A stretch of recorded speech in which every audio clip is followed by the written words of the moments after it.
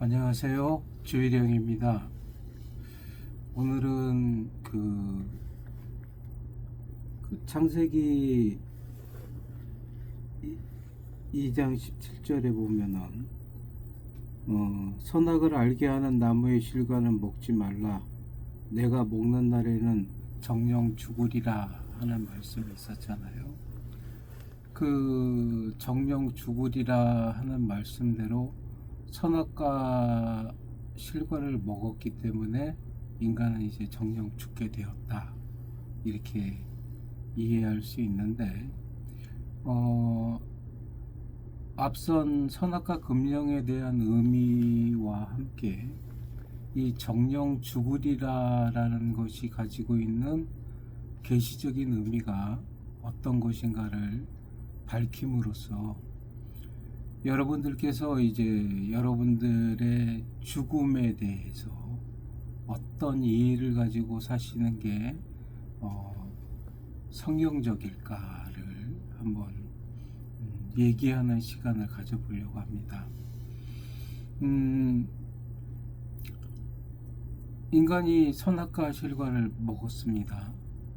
그래서 정령 죽으리라 했으니까 그 죽음이 이른바 이제 인간에게 다가오는데, 그러면 사망이라는 것은 인간에게 심판으로 주어진 것이냐, 금령을 어긴 것에 대한 어떤 심판으로 주어진 것이냐를 이렇게 얘기할 때 두 가지가 먼저 명확해져야 됩니다.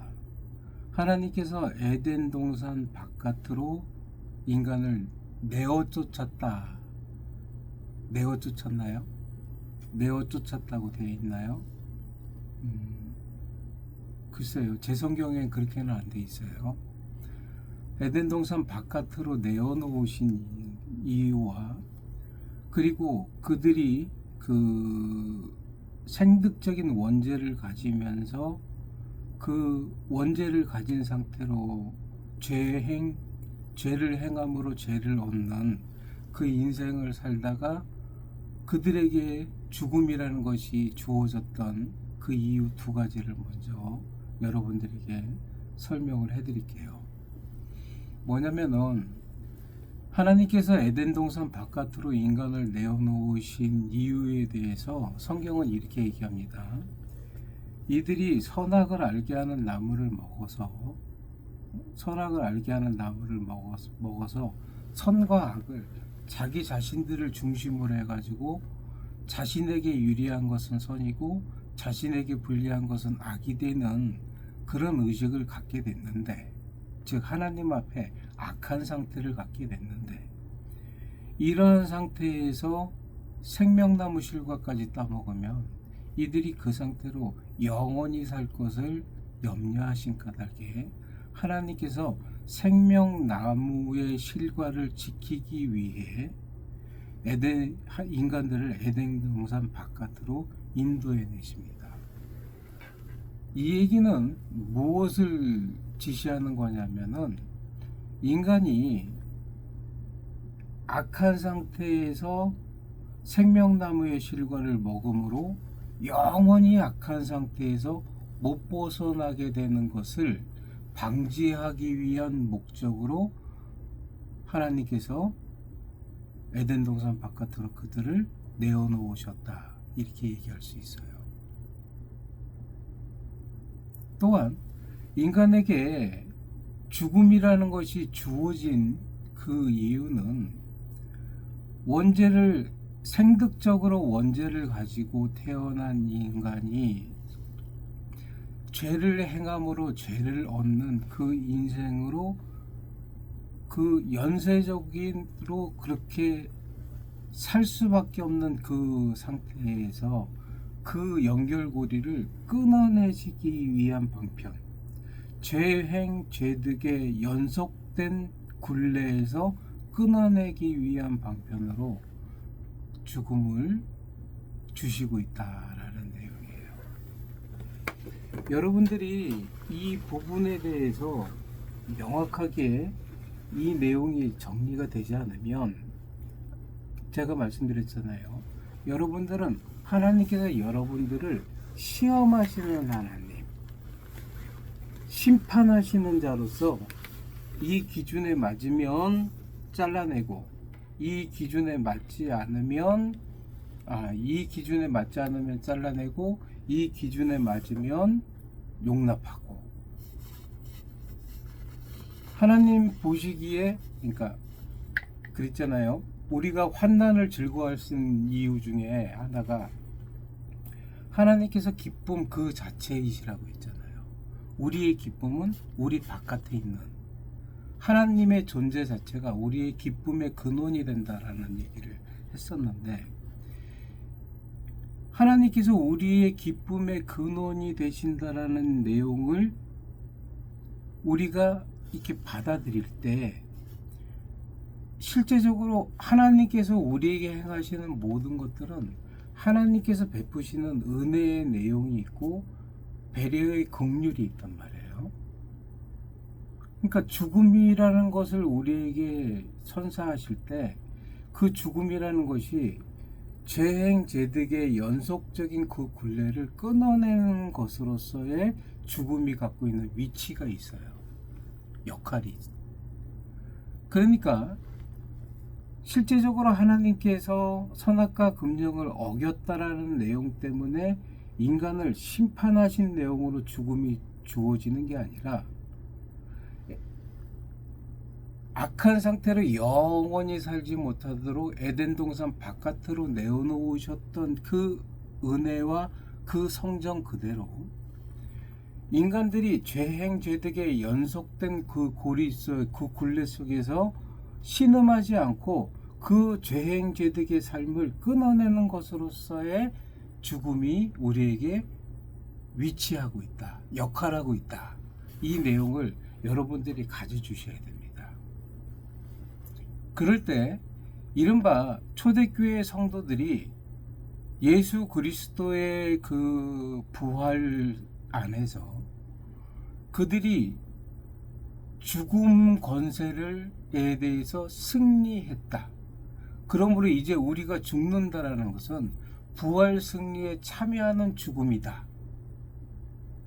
부활 승리에 참여하는 죽음이라는 것은 다른 말로 얘기할 때는 구원의 완성으로 생각을 했단 말이에요. 그러니까 초대교회 성도들은 하나님의 은혜의 풍성함 안에서, 그리고 그 죄를 얻은 인생에 대해서 긍휼히 여기시는 그 하나님의 배려로서의 죽음 안에서 그들의 인생을 바라보면서 예수 그리스도의 부활 승리를 통한 죽음에 대한 이해를 새롭게 갖게 되었다라는 것이 초대교회 성도들의 순교자적인 신앙의 핵심 본체가 되는 거예요. 핵심적인 요인이라는 거죠. 죽음을 두려워할 필요가 없어요. 왜? 영광으로 들어가는 문이니까. 완성으로 들어가는 문이니까. 이 세상의 고통이 끝나는 문이니까. 그 죽음은 거룩과 영광으로서의 초대소예요. 이제 그 초대소를 지나면 거룩과 영광으로 들어가는 거라고요. 이게 이들의 어떤 이 내세관, 죽음에 대한 이해가 천전왕국론에서 따졌을 때 무천년주의자들의 내세관이라고도 해요. 무천년주의의 내세관이 초대교회 성도들이 가졌던 죽음 이해하고 맞닥뜨려진다는, 이 맞닥뜨려짐 때문에 개혁주의 신학이다 했을 때는 다 무천년주의를 기본적으로 갖게 되는 이유가 뭐냐면, 무천년주의 입장에서 신약을 해석해야지 주님의 부활 승리가 온전하게 우리에게 선사한 구원의 완성으로 우리에게 다가올 수 있게 되는 거거든요. 그래서 개혁주의 신학은 무천년주의예요. 그리고 그 무천년주의 안에서 우리가 계시를 이해할 때 계시 신학적인 내용으로서 에덴 동산 바깥으로 내어놓으시는 이유나 인간에게 정령 죽으리라 해서 정령 죽여버리는 게 아니라 죽음이라는 것을 두어서 죄행 죄득의 연쇄적인 그 고리를 끊어내는 것이나 모두 다 하나님의 은혜요, 배려요, 긍휼이요, 사랑이라고 얘기할 수 있게 되는 거거든요. 이 이해가 기초적으로 깔릴 때 우리는 초대교회 성도들의 신앙이 그처럼 강력했던 그 이유를 바라볼 수 있어요. 죽음은 구원의 완성. 이미 부활 승리 안에서 죽음의 권세를 극복한 우리에게 다가오는 죽음은 완성이요, 영광으로 들어가는 문이다라는 거죠. 그러니 이 땅의 삶에 대해서, 죽음 앞의 인생에 대해서 더 이상 구차하게 매달릴 이유가 없는 거죠. 로마 황제가 우리를 죽이는 것에 대해서 기꺼이 받아들일 수 있었던, 찬송 중에 죽음의 형장으로 걸어나갈 수 있었던 그 신앙의 가장 밑둥지 속에는 이러한 죽음에 대한 이해가 있었다라는 거예요. 이러한 죽음의 이해가 잘 드러나는 성경 해석의 경향이 무천년주의, 개혁주의 성경 해석, 삼위일체론적인 성경 해석, 신론적 성경 해석이다, 이렇게 얘기할 수 있게 되는 겁니다. 이 내용들을 여러분들이 가지시게 되면 이제 여러분들은 보다 더 여러분들의 어떤 그 삶의 의미를 보다 더 하나님 나라의 관점에서 잘 이해할 수 있게 되고, 여러분들의 삶에 깃든 하나님의 풍성한 은혜가 곧 여러분들을 거룩과 영광으로 인도하는 그 과정으로서 그 의미를 갖게 되는 것이기 때문에 여러분들의 인생은 보다 더 강력한 힘을 얻을 수 있게 되어져 있습니다. 그러나 이러한 초대교회의 죽음 이해가 로마의 국교화를, 로마 국교로 기독교가 선정되면서 이른바 카톨릭 교회가 형성되잖아요. 근데 이 카톨릭 교회는 문자적인 천년왕국론에 서 있습니다. 그러다 보니까 성경 해석에 있어서 문자적인 성경 해석이 많아지다 보니까 이른바 상선벌악으로서의 인생관을 갖게 되고, 그리고 최후심판 교리를 갖게 돼요. 이 최후심판 교리라는 건 뭐냐면 사람이 죽는 순간에 그들이 최후심판대 앞에 서서 영원한 운명을 결정짓는 심판을 받게 됨으로써 그들이 천국에 가게 되던가 지옥으로 떨어지게 된다, 이런 어떤 내세관을 갖게 됩니다. 죽음이를 갖게 되는 거죠. 이게 조금 여러분들 그 얼마 전에 그 신과 함께라는 그 불교 철학을 기초한 그 내세관을 영화화한 신과 함께라는 영화의 내용하고 너무 흡사해 보이지 않으세요? 중세 카톨릭 교회가 교회의 교권을 강화하기 위해서 최후심판 교리를 강조하고, 그리고 영원한 운명이 죽음을 통한 심판대 앞에서 결정된다라는 것을 통해서 성도들을, 그 카톨릭 교회의 성도들, 중세 성도들을 현혹했던 내용이 뭐냐면, 그러니까 너희는 미사에 참여해서 미사에서 베풀어지는 제 용서의 선언을 받아야 되는 자들이다, 너희들의 일생에. 그리고 너희들은 너희들의 죄를 고해함으로써 하나님의 사자, 너희들의 영원한 중재자인 신부의 죄 용서의 선언을 받음으로써 너희들은 이생의 죄를 으로부터 정화되어질 수 있다. 이런 의식을 이제 심게 되는 거죠. 그게 이른바 이제 카톨릭 신앙의 어떤 핵심적인 신앙 내용으로 자리 잡게 되는 거죠. 이 최후심판교리와 그리고 연옥교리, 영원한 운명이 최후심판대 앞에서 결정되어진다라는 문자적 청년 왕국으로서의 성경 해석의 경향들이 얼마나 성도들을 옥잡아 맸었는지 모릅니다.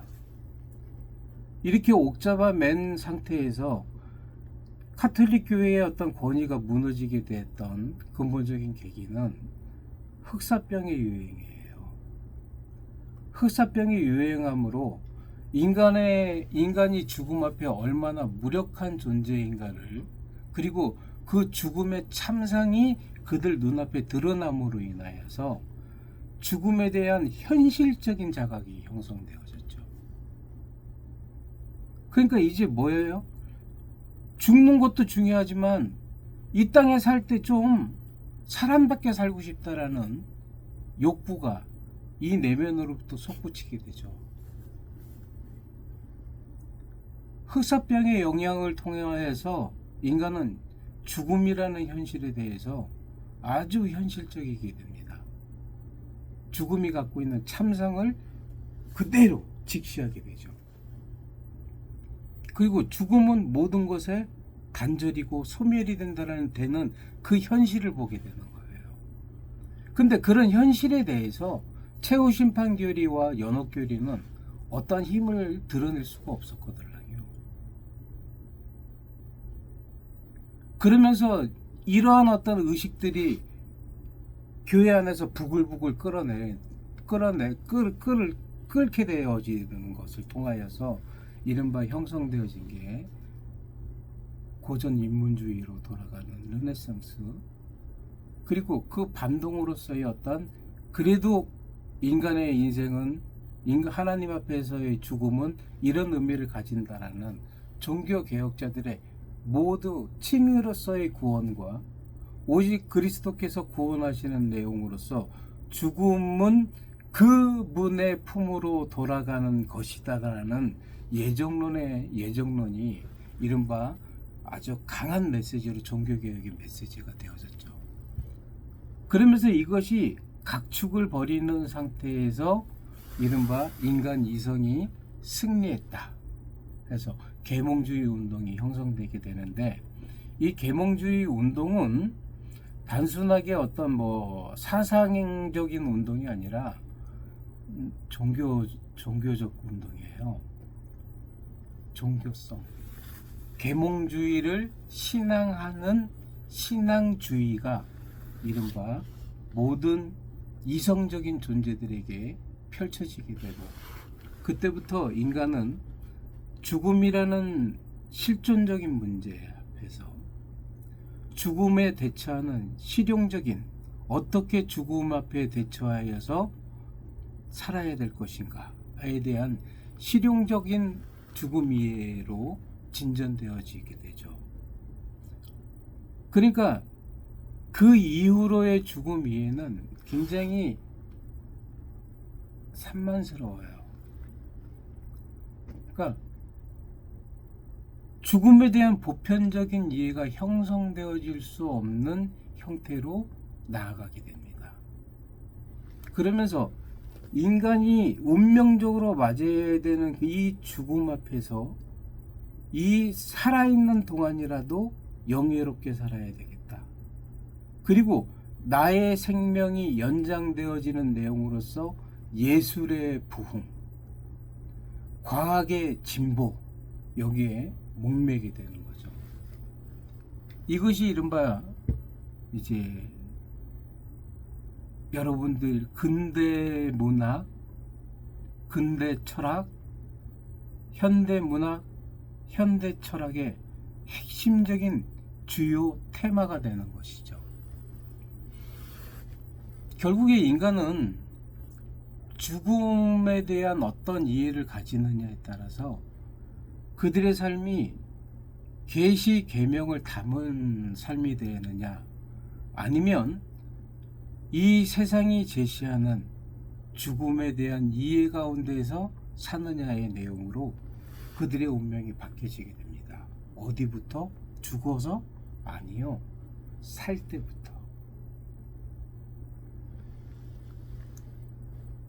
이미 이 생에서 사는 그 순간부터 예수 그리스도의 복음을 고백하며 그 구원으로 들어온 그 순간부터 인간은 영생의 삶을 살든가, 이 세상이 제시하는 죽음 이해 가운데서 죽음 앞에서 소멸되어지는 인생으로 살든가, 둘 중에 하나를 품고서 예수 그리스도의 신앙 안에서 살아가게 되는 거예요. 제가 이 부분을 여러분들에게 설명하는 이유는 딱 하나입니다. 오늘 한국교회는요, 전천년주의의, 문자적 전천년주의의 위로와 소망, 무천년주의의 위로와 소망, 역사적 전천년주의의 위로와 소망, 전천년기설, 후천년기설의 위로와 소망이 혼재되어서 지금 나타나고 있습니다. 그러다 보니까 여러분들이 가지고 있는 내세관이 짬뽕이에요. 혼합되어 있어요. 그러다 보니까 여러분들의 인생의 의미를 무천년주의적인 내세관 속에서 하나님 나라의 관점 안에서 여러분들의 인생의 의미를 가지런하게 볼 수 있는 시선을 잃어버리게 돼요. 왜? 온갖 성경 해석들이 혼합되어져 있는 가운데에서 인간에게 위로가 될 수 있는 내용들은 쏙쏙쏙쏙 뽑아다가 갖다 때려 붙이다 보니까 누더기 신앙이 되어버리는 거죠. 그런 내용이 가장 혼재되어 있는 곳이 장례식장에서 여러 가지의 신학이 짬뽕된 위로의 메시지들이 되고 있어요. 이거를 여러분들이 한번 가늠해 보실 수 있었으면 좋겠어요. AI를 통해서 무천년주의자들이 이 생에서 받는 위로, 죽음을 통해서 받는 위로, 문자적 전천년주의자들이 이 생에서 받는 위로, 죽음을 통해서 받는 위로, 질문들을 해보세요. 아마 보편적으로 설명들을 해줄 건데 그 내용들을 이렇게 보시다가 보면은 우리 엄니 아버지 소천하셔서 지금 주님 품에 가셨는데 나중에 설교를 듣다 보니까 또 예수님과 함께 또 우리들에게 오시는 날이 있다고 또 얘기하네. 이거는 전천년주의죠. 무천년주의는요, 주님 품에가 구원의 완성과 영광, 그 거룩 속으로 이미 들어가셨다라고 믿는데, 또 육신으로 돌아가신 부모님께서 예수님하고 같이 다시 재림 때 오신다라는 또 위로도 받아요. 그러다 보니까 성도들의 신앙이 일목요연하게 서지를 못합니다. 그러다 보니까 일관된 내세관을 주장하는 이단들의 내세관이 그럴듯하게 교회 성도들을 붙잡아 매버립니다. 한국교회의 혼돈은 신학적인 혼돈 속에 있어요. 모든 목회 사역자들은 자신이 배운 신학 노선에 합당한 내세관을 가지고 있어야 돼요. 역사적 전천년주의면 역사적 전천년주의답게, 무천년주의면 무천년주의답게 그렇게 내세관을 가져야 돼요. 근데 그러지 못하다 보니까 이것도 저것도 아닌 거죠.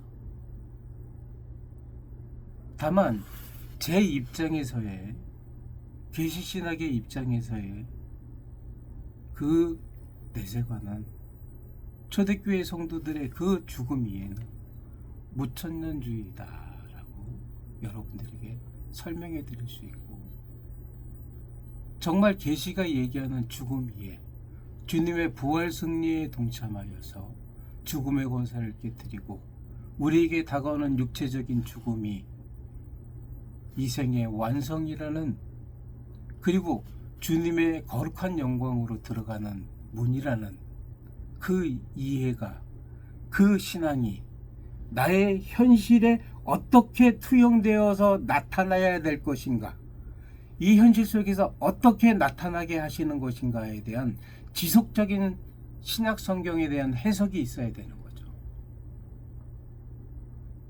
저의 성경 이해와 해석은 여기에 붙잡혀져 있습니다. 그러다 보니까 혼재되어 있는 시선으로 봤을 땐 이럴 수도 있고 저럴 수도 있는데 왜 이렇게 얘기하느냐라고 얘기할 수 있는 부분들이 나와요.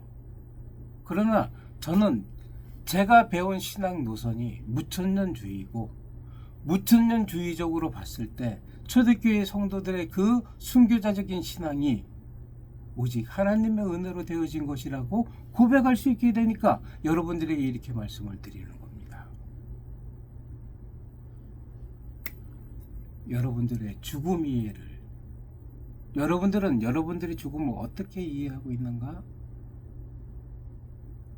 여러분들의 부모님께서 지금 그 죽음이라는 것을 통해서 죄의 사슬이 완전하게 끊어진 그 자리에서 지금 어떤 위치에 계실 것인가를 한번 머릿속으로 그려보십시오.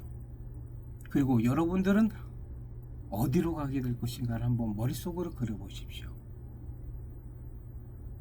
그게 여러분들의 현실의 신앙과 삶을 결정짓는 키포인트가 됩니다. 정말로. 정령 죽으리라는 말씀을 받은 자는 정령 그렇게 된다라는 내용을 품어야 돼요. 여러분들은 무엇을 품고 사시겠습니까? 기도하시죠. 사랑 많으신 아버지 하나님, 성경 계시의 전체적인 맥락이 지시하는 죽음에 대한 이해를 가질 수 있도록 은혜를 베풀어 주시옵소서. 한국교회에 혼재되어 있는 여러 신학의 혼재된 내세관이 하나의 내세관으로, 한 신학 관점의 한 내세관으로 가지런히 정리될 수 있는 은혜를 허락하여 주시옵소서. 꼭 저와 같이 무천년주의의 입장에서 우리의 인생을 생각하고 죽음을 바라보며 그 죽음이 오늘에 주어지는 의미로 어떻게 나타나고 있는가를 고민하지 않아도 좋습니다. 그러나 분명히 나의 사후가 주님 안에서 어떻게 되어질 것이라는 것에 대한 분명한 의식이 있게 하여 주셔서 죽음에 대한 보편적인 이해가 더 이상 통용될 수 없는 이 포스트 모던적 사고체계, 그 사고체계가 지배하는 이 세상 속에서 가지런한 인생으로, 가지런한 신앙으로, 가지런한 삶으로 하나님 앞에 인도되어질 수 있도록 은혜를 베풀어 주시옵소서. 예수님의 이름으로 기도합니다. 아멘.